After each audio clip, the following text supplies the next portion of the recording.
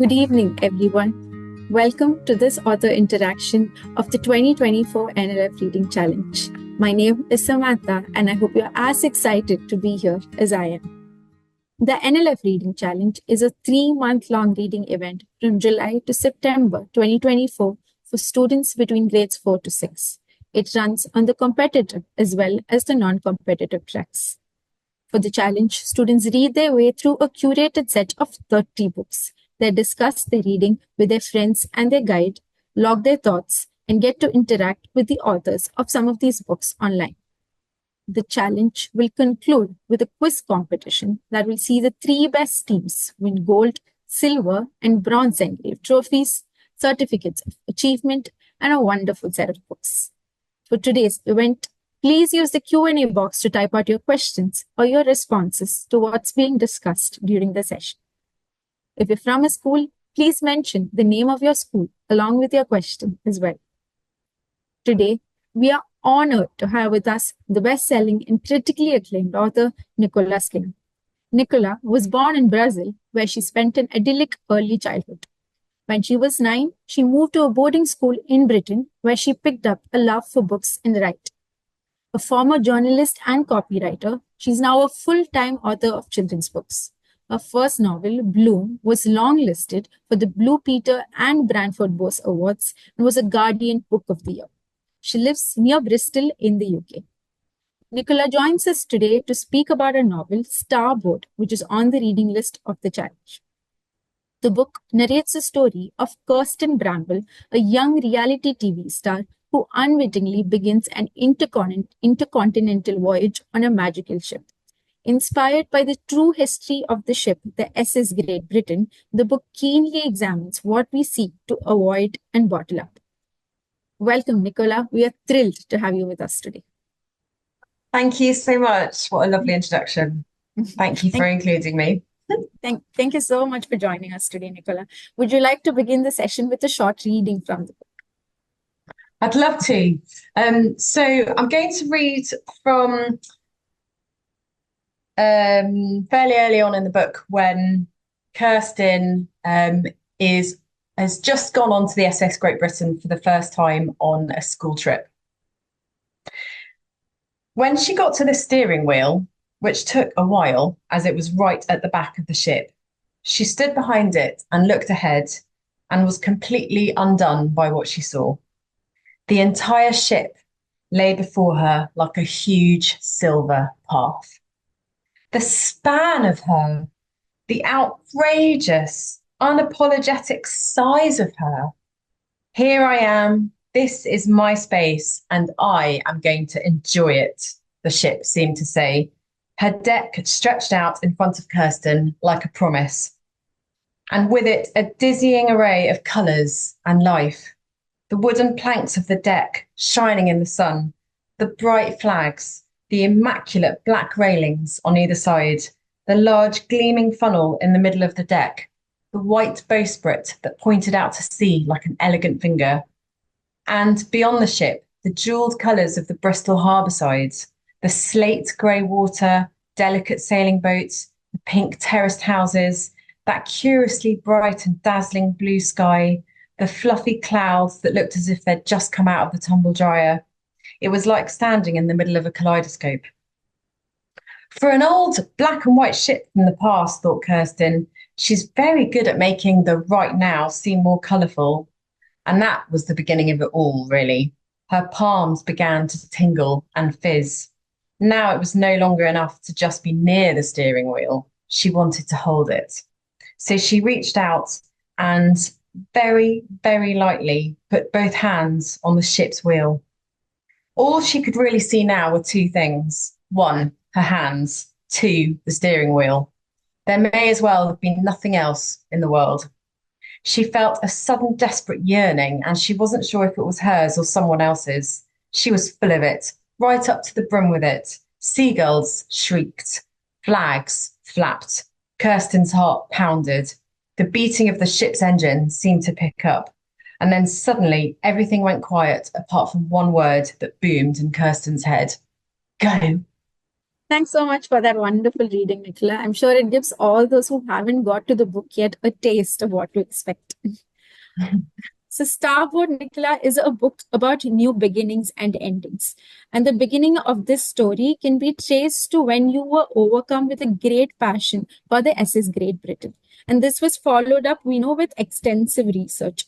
Nicola, you also live in Bristol, near Bristol.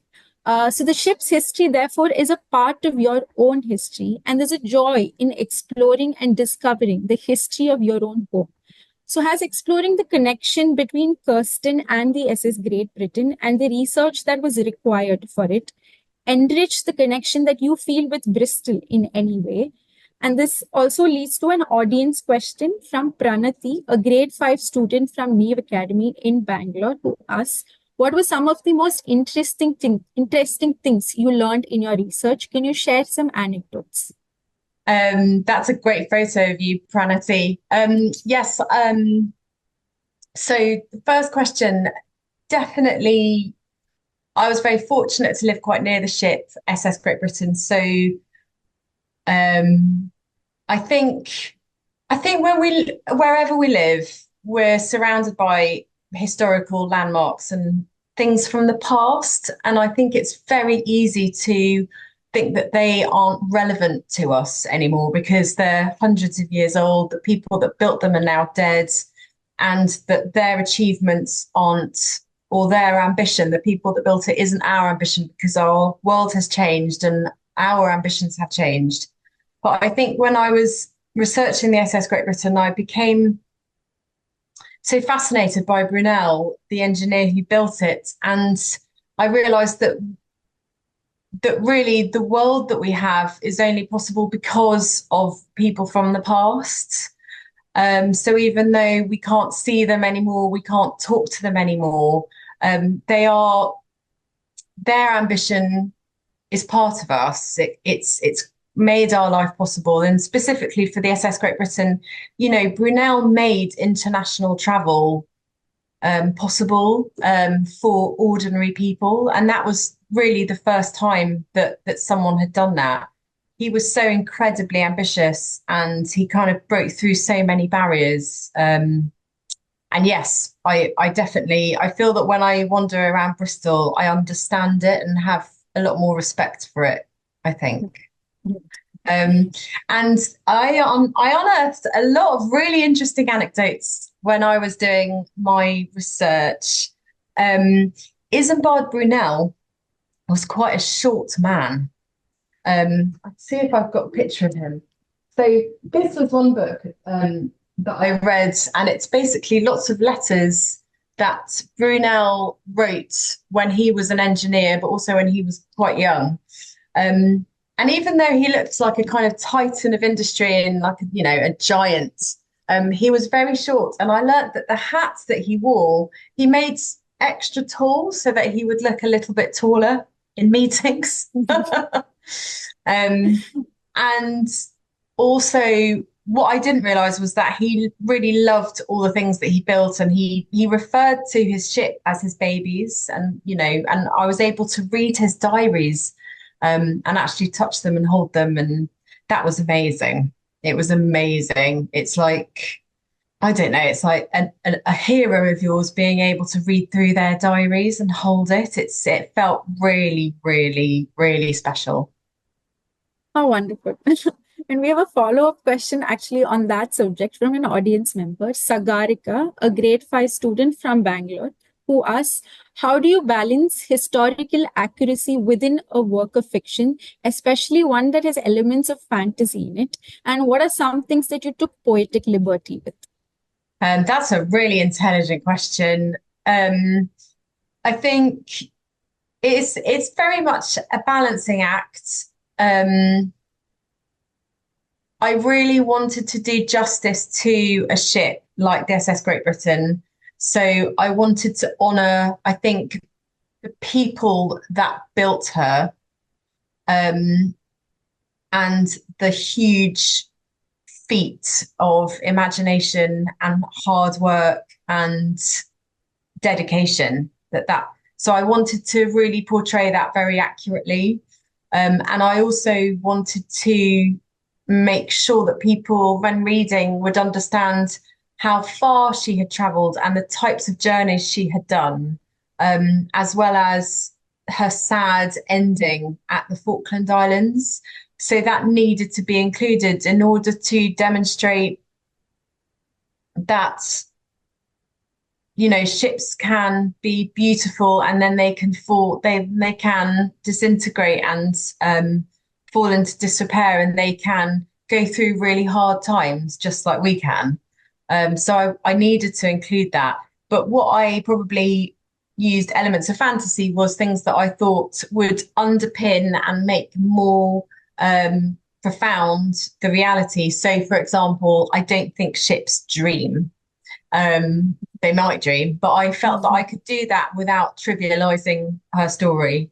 And obviously, I created a few things inside the ship, like a talking map, because that's a way of giving the ship, a voice. So it's always a balancing act. I think you're not writing a history book, so you've got to have fun with it. But I've never done anything like it or anything since. So I don't think, I think you just have to follow your gut instincts and follow your heart if you're doing historical research. And as long as you're doing justice to the people that you're writing about, I think you can embroider, quite a lot. Thanks so much for that, Nicola. I'm sure Sagarika is taking notes. But let's move from the research for the book to the actual writing of it. So Starboard is a plenty with parallels. To cite a few, both SS Great Britain and Kirsten are presented as fallen stars who want to be greeted with adoration again. And considered past its seafaring days, the ship is a museum now, and everything in it is staged. Just as many aspects of Kirsten's life are staged too. So there's even a parallel actually between the unnamed cabin boy and the erasure of Kirsten's own identity and personal aspirations. And as the story moves ahead, the unnamed cabin boy grows to become Mark Spencer, just as Kirsten starts to regain her identity and decides who she wants to be. So were you conscious of the many parallels that are there in Starboard as you wrote the story? And did they often come about organically? That is an amazing question. And many of the parallels were deliberate, but they certainly don't come about straight away. They kind of come probably after a year of me going, what am I writing? I don't know what I'm doing.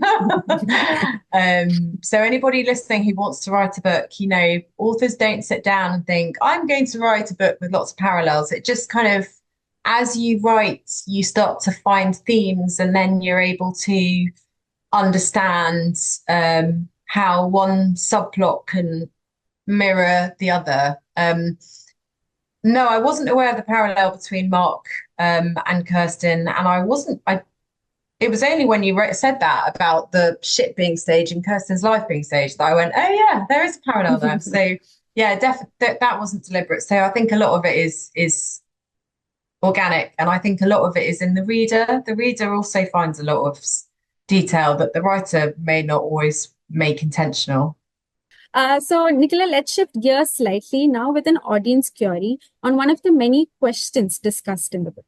Starboard opens up a conversation on the exploitative nature of reality TV, and Ananya, a grade 6 student from Fountainhead School in Surat, would like to know why you decided to highlight the significance of remaining a child and having privacy in this story. Yeah, Ananya, that's a lovely question. I think it's just really important in this digital age. I think that very young generations are at risk, really, of seeing what teenagers and 20-something-year-olds are doing and thinking that that's something that they should be doing as well. I'm from a age when my life wasn't online until I probably was about 28, and then Facebook came along. And I think children really need privacy and space and just a chance to just like not be self-conscious or any more than they have to be. I think you can be quite self-conscious anyway. And then if you've got this scrutiny of cameras and social media and, and we all know it's all just a massive lie. But children don't know that. So I think they're the most vulnerable. Um, and, I think living in England particularly, it's obsessed with celebrity culture. I don't know how bad it is over in India, but it's quite extreme here. So I think I was just trying to work some stuff out in my head and yeah, just answer a few questions about that. But yeah, I think it's really important. Don't get an Instagram account, kids. Just don't do it.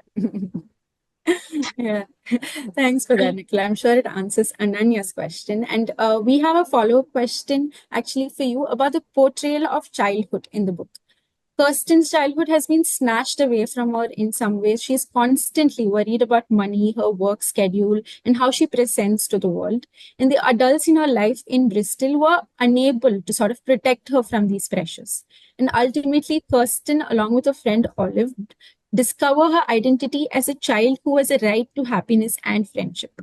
The children claim agency in this book. Most change is led by them. And even in the ship, it is the child mannequin, Mark Spencer, that inspires and drives the action most, even more than adults such as Captain Gray.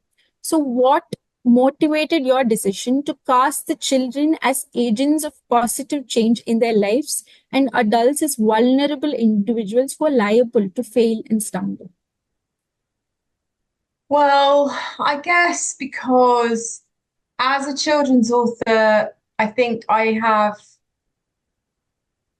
a message to give to children, which is that, um, you are in control of your own life, even if you don't feel like you are, and that you are more capable of doing amazing things than perhaps you realize. It would also be a very different book if children were unable to make decisions or take journeys or navigate their own way.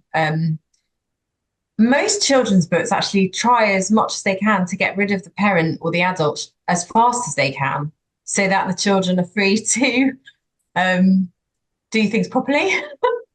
But yeah, I think adults are rubbish, let's face it. Adults can be pretty rubbish, can't they? And I think, I think we just need to be able to children need to be able to question authority and to question and to make decisions that are right for them. And I think that seed needs to be sown as early as possible. I'm sure all the audience, all the children in the audience are cheering for you. Yeah, sorry. Not all adults are rubbish. I think what I'm saying is we're all capable of making mistakes. All of us are, and adults are as well. So, don't be frightened of adults just because they're taller than you. Good. So, Nicola, next we have two connected questions for you. On one of them, more joyful aspects of the book. The humor in Starboard stands out, and you have said that the best jokes operate according to their own rules. While writing your first novel, Bloom, funny moments would bubble up out of nowhere, and you'd have to put down these moments quickly before they disappeared. Could you tell our readers a little bit about how this approach to writing humor panned out with respect to Starboard? For instance, how did the creation of the delightful Flatty, the sarcastic talking map, come about? And this also leads us to a question from Sahana, Darshini, and Sanvi, three grade 6 students from National Public School in Bangalore, who asks, how does humor and wit affect readers' engagement with the deeper themes of the book? I'm hesitating here because yes, I think when I write, I don't really know what I'm going to say until I start writing. So it's very much a process of discovery, like any act of creation is, I think. You have a rough idea of what you want to say, and then you just have to begin, and then you discover what comes out as you write. I mean, I do think writing is quite magic in that way. Your brain, you get into something called the flow, and I think it's called the flow, and it's basically when your brain is sort of at its most powerful and creative, and you just have to let it do what it needs to do, and you'll be writing, and then suddenly this, and then you'll just suddenly go, oh, it'd be funny if I said that. But I wouldn't get that joke if I was doing the dishes thinking, oh, I'll try and come up with a joke for the book. It just doesn't work that way. I've just got to sit down and write. And I suppose it's like a conversation with a friend. You don't know that you're going to make a joke until you're chatting, and then the joke comes along because it's a bit of a spark. And I suppose you're in a dialogue with your book. And Flatty, the map, who is probably one of my favorite characters. He again kind of came about out of nowhere, and then the voice just evolved. But I think when you're writing and you love a character, then that character it takes time to find their voice. But I quite like sort of I think he's funny because we're not really allowed to speak like that in real life. So I think that's why he's so subversive, because he just, is very dismissive and speaks to, tells her that she's a bit stupid. And he's quite rude, really, but he's but all children's books, I think, have a character a bit like Flatty, someone who's quite gruff on the exterior, but actually has an important thing to say, and is a bit of a guardian, is a bit caring. I really hate children's books where everyone is perfect and sweet and sickly sweet and very kind, and there's no contrast, there's no light and shade. So it's nice to have someone who's a bit like Flatty. Right. Thanks for that, Nicola. So, Nicola, you start reading Starboard, actually expecting a tale of adventure, but learn soon that there are many big ideas in the book. It's the story of a magical ship, but also one about history and one's past. It's a story about childhood as well as a commentary on the damaging potential of the images and aspirations that are dictated by the media. Many things are taken and brought together effortlessly in the novel.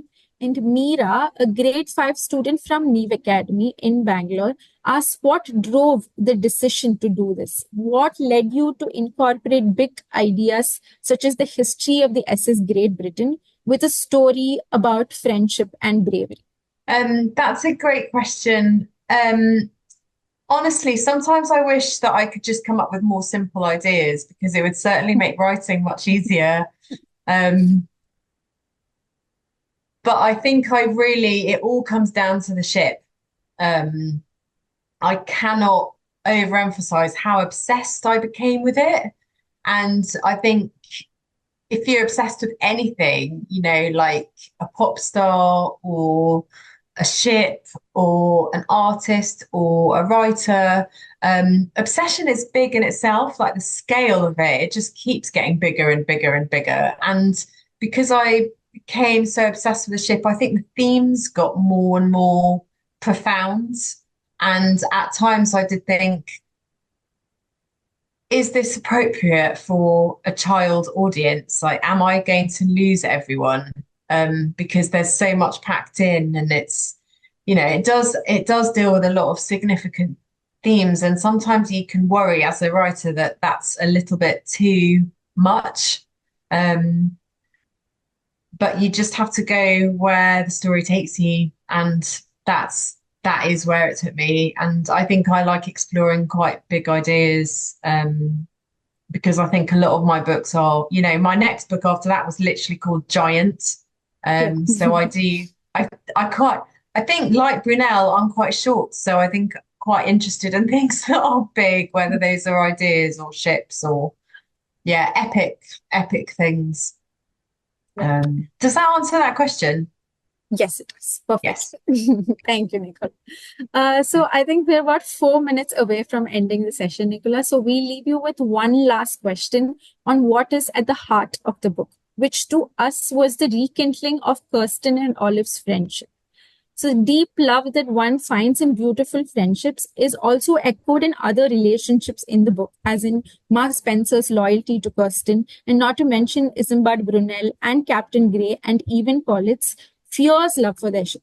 In all of these bonds, the common thread is the impulse to celebrate love and devotion that doesn't necessarily stem from biological families. Kirsten herself is an adopted child. Was that important to you to highlight that kinship comes in various shapes and forms? I really like this question. I don't think I deliberately set out to do that. Again, it was something that I probably was just inside my head. But I do think that if we just prioritize the love between a boyfriend and girlfriend, or between a romantic couple, I think that we miss out on so much. And yeah, I think the love between friends, the love between an engineer and a ship, the love between you and your garden, or you and your best friend, we don't pay that as much attention, and I think it's just so incredibly important. I went to boarding school when I was very, very young, so I think I was 8. I was at boarding school and I was there for 10 years, and I very, very rarely saw my family. Like, I would see them, every 8 weeks, or every 4 weeks. And so my family were my friends. And I think the love that I had for my friends and the love that I have for my friends now, but also, my pets, or I don't know, a tree, I really think kind of can sustain me a lot. So yeah, I think celebrate those bonds, because they're beautiful, and they're also really lovely in a story because they kind of are great. They add great variety, particularly in children's books, because they don't want any, kids don't want any stuff that's sort of romantic. Certainly not if you're anything like my daughter, who literally will just go, if she sees anyone on a screen, she just doesn't like it at all. But yes, yeah, that's why. But also, when I stand in front of the ship, I do sort of feel like this connection to it that rivals any love I have for a person. Thank you, Nicola. What a lovely note to end this session on. And thank you so much for speaking with us today. We had a lovely time. Thank you so much. Thanks for all the questions. And good luck with the competition for the gold, bronze, and silver medal. and yes, have a lovely rest of the festival. Thank you again, Nicola. Bye-bye. Bye.